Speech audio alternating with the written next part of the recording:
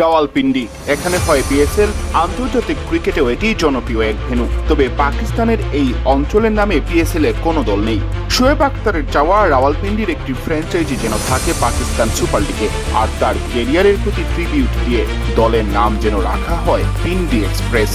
শোয়েব বলেন, বর্তমানে 6 দল নিয়ে পিএসএল হলেও আগামী বছর থেকে পাকিস্তান সুপার লিগে দল থাকবে 8টি। পিএসএল এর প্রধান নির্বাহী সালমান নাসির জানিয়েছেন, 2026 সালেই নতুন 2টি দল অন্তর্ভুক্ত হওয়ার কথা রয়েছে।